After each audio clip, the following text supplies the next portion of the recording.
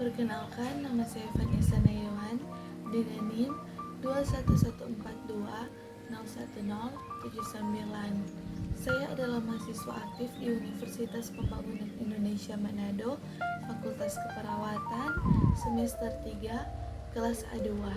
Saat ini saya akan membawakan materi tentang konsep stres adaptasi, kehilangan, berduka, dan kematian. Tujuan dari pembuatan video ini adalah untuk memenuhi tugas ujian tengah semester mata kuliah psikososial dan budaya dalam keperawatan dengan dosen pengampu Nurse Tirsa Mongi, Eskep MKes. Yang pertama, definisi stres adaptasi. Setiap orang mengalami stres dari waktu ke waktu, dan umumnya seseorang dapat mengadaptasi stres jangka panjang atau menghadapi stres jangka pendek sampai stres tersebut berlalu. Stres dapat menimbulkan tuntutan yang besar pada seseorang, dan jika seseorang tersebut tidak dapat mengadaptasi, maka dapat terjadi penyakit. Stres adalah segala situasi di mana tuntutan non-spesifik mengharuskan seseorang individu untuk berespons atau melakukan tindakan. Stres dapat menyebabkan atau penyebab stres. Yang pertama, perasaan negatif atau yang berlawanan dengan apa yang diinginkan atau mengancam kesejahteraan emosional. Yang kedua, stres dapat mengganggu cara seorang dalam menyerap realitas. Yang ketiga, stres dapat mengganggu pandangan umum seseorang terhadap hidup. Selanjutnya, definisi kehilangan. Kehilangan adalah suatu keadaan individu berpisah dengan sesuatu yang sebelumnya ada, kemudian menjadi tidak ada, baik terjadi sebagian atau keseluruhan.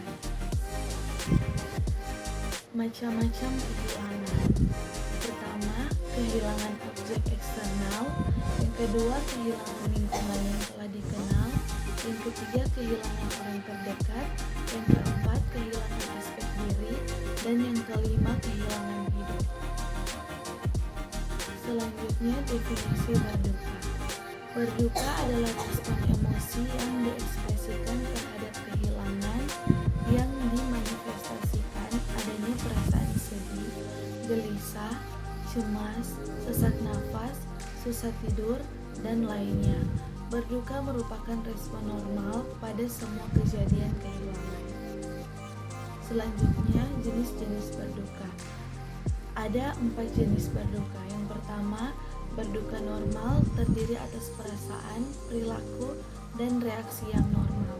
Kedua, berduka antisipatif, yaitu proses melepaskan diri yang muncul sebelum kehilangan atau kematian yang sesungguhnya terjadi. Yang ketiga, berduka yang rumit dialami oleh seseorang yang sulit untuk maju ke tahap berikutnya, yaitu tahap kedukaan normal. Dan yang terakhir, berduka tertutup, yaitu kedukaan akibat kehilangan yang tidak dapat diakui. Dan yang terakhir, kematian. Definisi kematian. Tanda kematian umumnya dapat diketahui dari nafas yang terhenti dan tidak adanya denyut nadi. Selain itu, berbagai perubahan fisik lain juga ditunjukkan oleh orang yang sudah meninggal.